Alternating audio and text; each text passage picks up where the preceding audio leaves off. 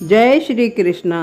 राधा ने एक बार श्री कृष्ण से पूछा, प्यार का असली मतलब क्या होता है। श्री कृष्ण ने कहा, जहाँ मतलब होता है वहाँ प्यार कहाँ होता है।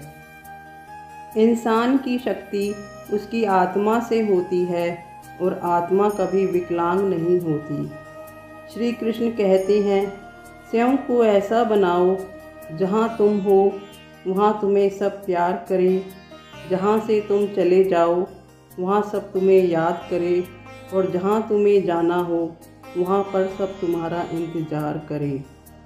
कभी कभी इंसान भी गलत नहीं होता, परंतु उसकी परिस्थितियाँ उसे गलत साबित कर देती हैं। धैर्य रखना, निराश मत होना, क्योंकि जिसने तुम्हें लिखा है वो ब्रह्मांड का सबसे बड़ा लेखक है। हर इंसान के जीवन में एक समय ऐसा ज़रूर आता है जब उसे महसूस होता है कि इस दुनिया में ईश्वर के सिवाय उसका कोई नहीं है। आपको वो नहीं मिलता जो आप चाहते हैं, बल्कि वो मिलता है जिसके आप योग्य होते हैं।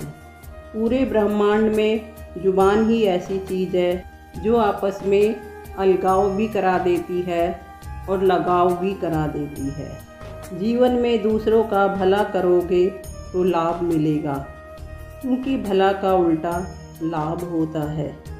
दूसरों पर दया करोगे तो वो याद करेगा, क्योंकि दया का उल्टा याद होता है।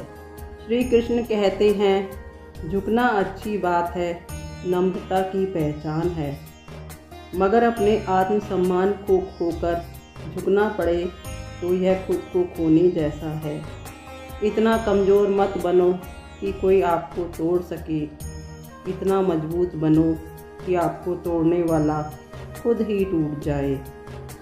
शंका का कोई इलाज नहीं, चरित्र का कोई प्रमाण नहीं, मौन से अच्छा कोई साधन नहीं और शब्द से तीखा कोई बाण नहीं। गुरु से ज्ञान सीखो, पिता से संघर्ष सीखो, माँ से संस्कार, और बाकी जो बचा है वो दुनिया वाले अपने आप ही आपको सिखा देंगे। माना कि पुरुष बलशाली है, मगर जीतती हमेशा नारी है। कन्हैया के 56 भोग पर एक तुलसी पत्र ही भारी है। इंसान का चरित्र तब सामने आता है जब वो नशे में होता है। नशा चाहे शराब का हो या रुपये का, ताकत का हो या पद का, रूप का हो या संपत्ति का। भाग्यशाली वो नहीं होते जिन्हें सब कुछ अच्छा मिलता है, परंतु भाग्यशाली वो हैं उन्हें जो भी मिले उसे वो अच्छा बना लेते हैं।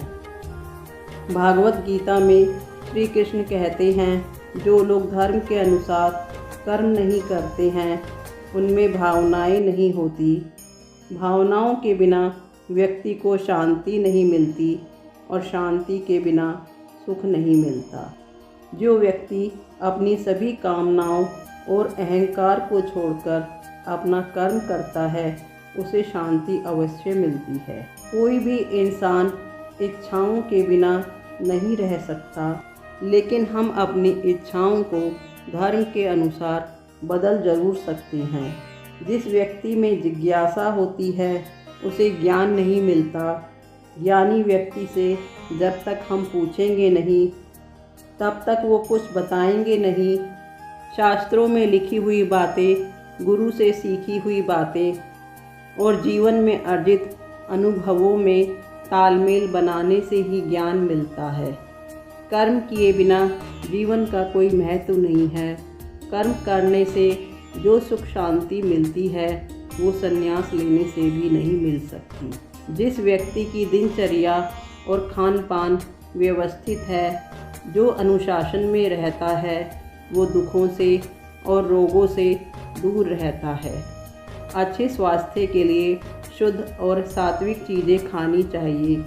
विद्वान लोग जैसा कर्म करते हैं, जैसा उनका आचरण होता है, साधारण लोग भी उन्हीं कर्मों को और आचरण को आदर्श मान लेते हैं। साथ ही उनका पालन भी करते हैं। इसीलिए हमें अपने कर्म और आचरण को सही रखना चाहिए। जो लोग अपनी इंद्रियों को वश में रखते हैं उनका मन स्थिर रहता है, इधर उधर की बातों में भटकता नहीं है। जो व्यक्ति धर्म के अनुसार काम नहीं करते हैं और झूठे मोह में उलझे रहते हैं, अधर्म करने वाले लोगों का जीवन व्यर्थ ही हो जाता है। कर्म न करने का विचार तुरंत छोड़ देना चाहिए। यश अपयश, सफलता असफलता के बारे में विचार नहीं करें। सिर्फ समर्पण भाव से अपना कर्म करते रहना चाहिए। गीता में इसे भी योग का ही एक रूप कहा गया है।